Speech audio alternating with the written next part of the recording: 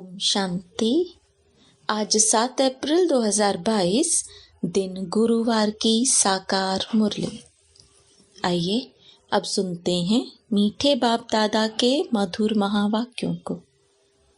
मीठे बच्चे, इस कलयुग में सब रावण की जंजीरों में बंधे हुए जीवन बंध हैं। उन्हें जीवन मुक्त बनाना है।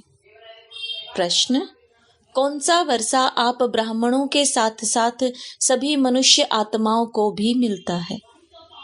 उत्तर: जीवन मुक्त बनने का वर्षा सभी को मिलता है। तुम ब्रह्मा की औलाद ब्राह्मण बनते हो, इसलिए तुम्हें 21 जन्मों के लिए जीवन मुक्ति का वर्षा मिलता है। बाकी सबको अपने अपने धर्म में पहले पहले जीवन मुक्ति अर्थात सुख फिर दुख मिलता है। हर एक आधा समय सुख और आधा समय दुख भोगते हैं। बाकी हर एक स्वर्ग के सुख नहीं भोग सकते। उसके लिए तो ब्राह्मण बनना पड़े, पाठशाला में शिक्षा लेनी पड़े, माया पर विजयी बनना पड़े। गीत: मुखड़ा देख ले प्राणी जरा दर्पण में। ओम शांति।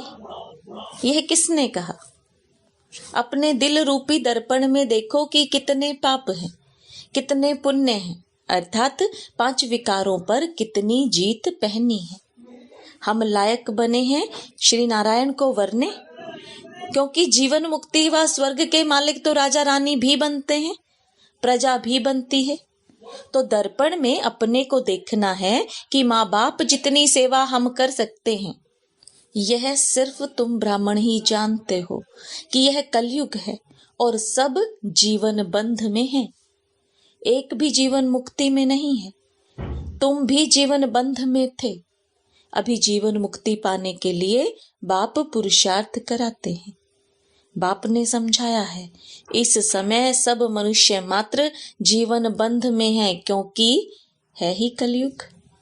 रावण की जंजीरों में बंधे हुए हैं। कलयुग है जीवन बंध, सतयुग है जीवन मुक्त। राम राज्य में यथा राजा रानी तथा प्रजा सब जीवन मुक्त हैं। रावण राज्य में जीवन बंध है, यथा राजा रानी तथा प्रजा। इस समय सब मनुष्य मात्र जीवन बंध में हैं, तमो प्रधान दुखी है। अब सबको सतो प्रधान में जाना है। सतो प्रधान शुरू होता है सतयुग में। हर एक आत्मा को अपना अपना पार्ट बजाना है। आत्मा अपने अपने धर्म में जब आती है शांति धाम से, तो पहले पहले जीवन मुक्त है। सतयुग त्रेता में किसी को जीवन बंध नहीं कहेंगे, क्योंकि रावण राज्य ही नहीं। कलयुग में रावण राज्य है। सारी पृथ्वी पर जीवन बंध राज्य है। आदि सनातन देवी देवता धर्म का पहला नंबर जो है वह भी जीवन बंध में है।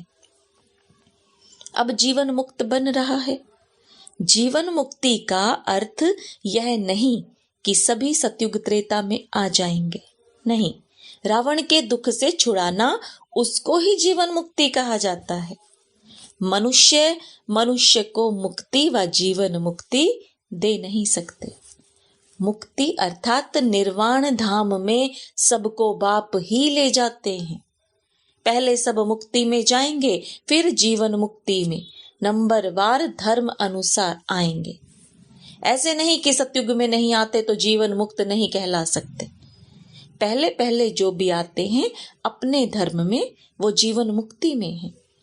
आत्मा को पहले सतो प्रधान बनना है, फिर सतो रजो तमो में आना है। हर चीज नई से पुरानी होती है, पुरानी से फिर नई बनती है। इस समय साधु संत आदि सब जीवन बंध में हैं। है ही कलयुग। जब तक बाप ना आए उनको बाबा कहा जाता है। फिर महाकाल कहो या कोई भी नाम रखो, असल नाम है शिव बाबा।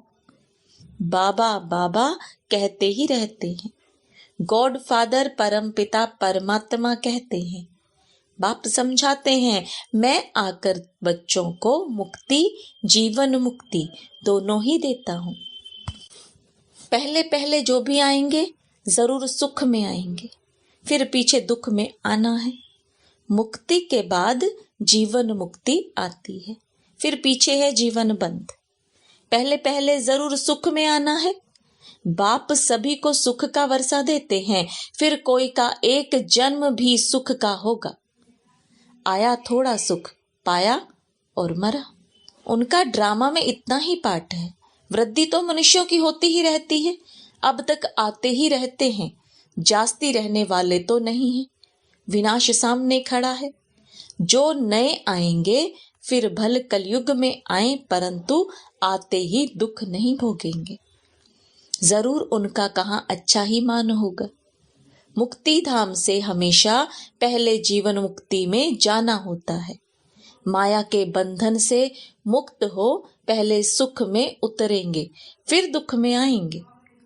इस समय सब जड़ जड़ी भूत अवस्था को पाए हुए हैं। अपना सुख और दुख का पाठ बजाए सब मुक्ति और जीवन मुक्ति धाम में आएंगे। मुक्ति है ही वाया, जाएंगे फिर आएंगे जरूर। सारी दुनिया के मनुष्य मात्र जो जिस जिस धर्म में आए हैं वह फिर ऐसे ही आएंगे। जनक को भी जीवन मुक्ति मिली ना। ऐसे नहीं कि राजाई इस समय नहीं है, वह भी पिछाड़ी में आकर ज्ञान लेंगे जरूर। जीवन मुक्ति तो तुम सबको मिलती है, परंतु नंबरवार पुरुषार्थ अनुसार। और जो सब धर्म हैं उनके लिए फिर कहेंगे नंबरवार पुरुषार्थ अनुसार और धर्म अनुसार। जो भी देवी देवता धर्म वाले और धर्मों में चले गए हैं वह सब निकल आएंगे। सबको वापिस आना है, पहले ब्राह्मण बनना है। यूं ब्रह्मा की औलाद तो सब हैं, परंतु ब्राह्मण सब नहीं बनेंगे। जो ब्राह्मण बनते हैं उन्हीं के लिए 21 जन्म जीवन मुक्त कहा जाता है। राजगद्दी पर बैठते हैं तो राजयोग सीखना पड़े। यह पाठशाला है, पाठशाला में शिक्षा लेनी पड़े। कायदे भी बहुत है। एक बार लक्ष्य मिल गया फिर विलायत में भी रहकर पढ़ सकते हैं। बरोबर हम शिव बाबा के बच्चे हैं। बाप से वर्षा जरूर लेना है। पत्र भी लिखते हैं, बाबा रावण का भूत सताता है।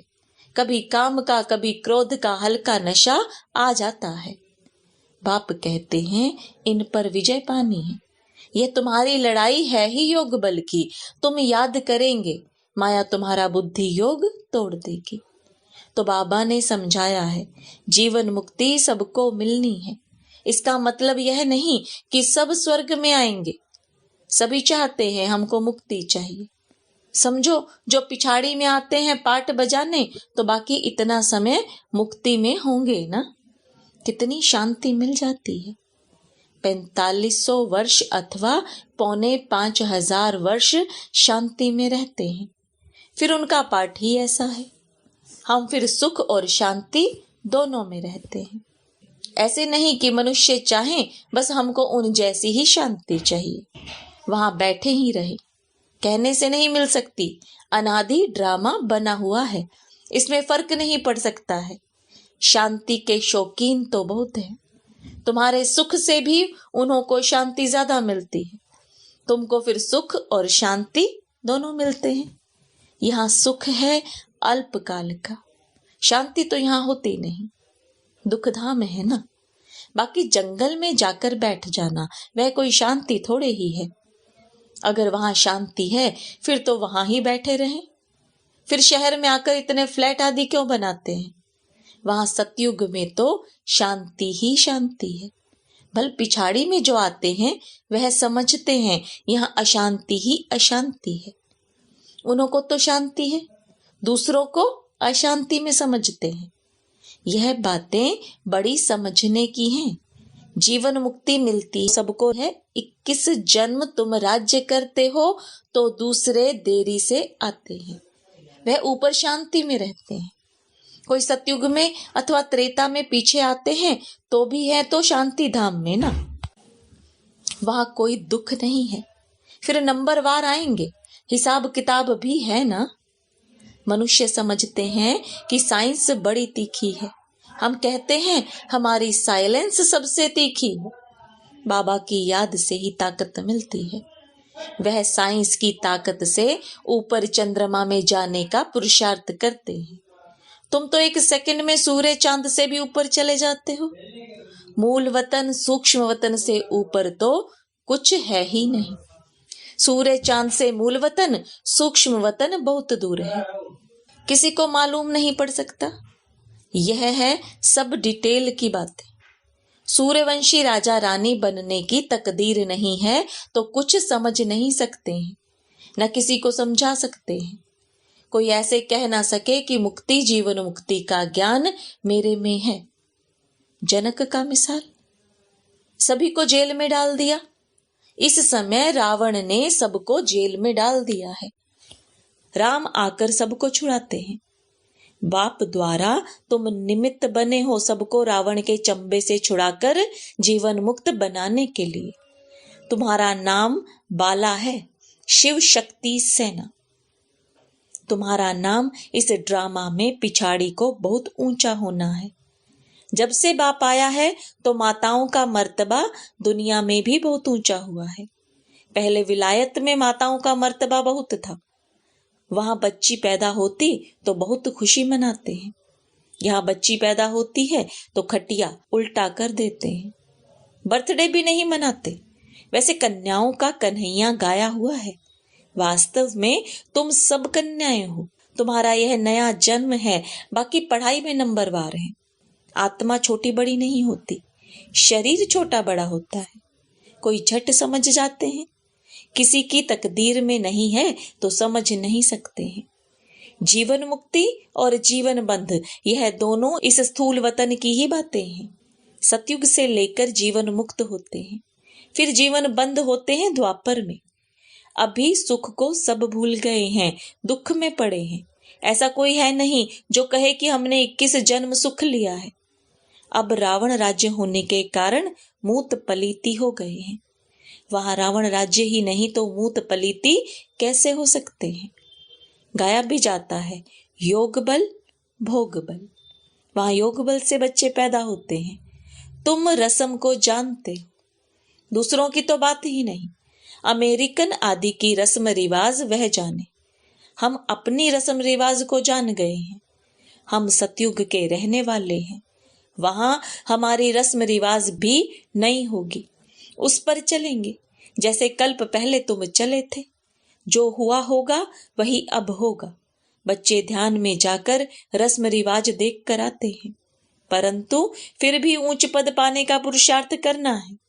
जिन्होंने वहां की रस्म रिवाज बताई वह सब अभी है नहीं, तो इनसे कुछ फायदा तो होता ही नहीं। तो सारा मदार है पढ़ाई पर। योग और ज्ञान, योग अर्थात बाप को याद करना, ज्ञान अर्थात चक्र फिराना। यह तो सहज है।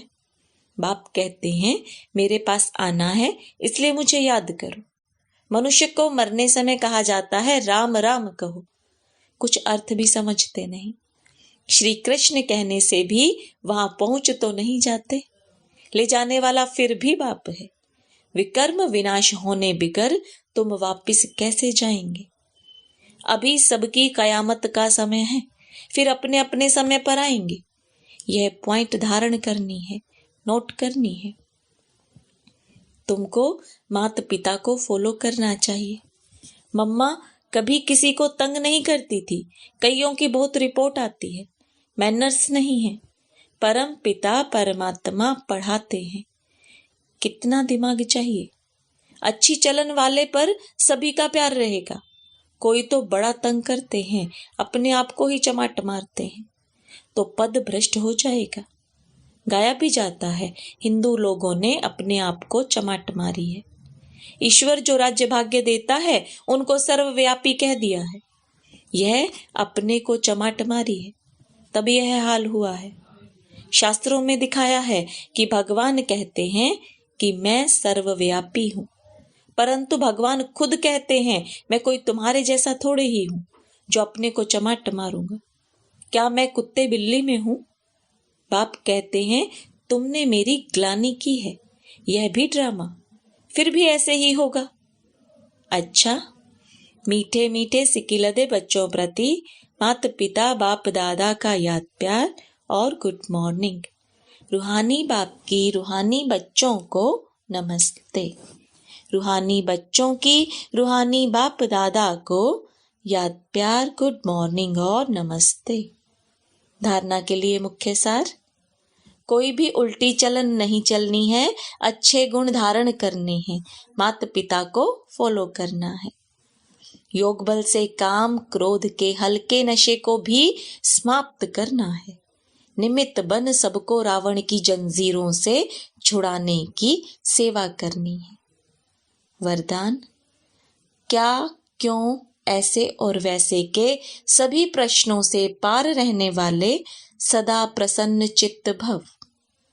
जो प्रसन्न चित्त आत्माएं हैं वे स्व के संबंध में व सर्व के संबंध में, प्रकृति के संबंध में, किसी भी समय किसी भी बात में संकल्प मात्र भी क्वेश्चन नहीं उठाएंगी। यह ऐसा क्यों व यह क्या हो रहा है, ऐसा भी होता है क्या? प्रसन्न चित्त आत्मा के संकल्प में हर कर्म को करते, देखते, सुनते, सोचते यही रहता है कि जो हो रहा है वह मेरे लिए अच्छा है और सदा अच्छा ही होना है। वे कभी क्या, क्यों, ऐसा वैसा इन प्रश्नों की उलझन में नहीं जाते। स्लोगन। स्वयं को मेहमान समझकर हर कर्म करो तो महान और महिमा योग्य बन जाएंगे। ओम शांति।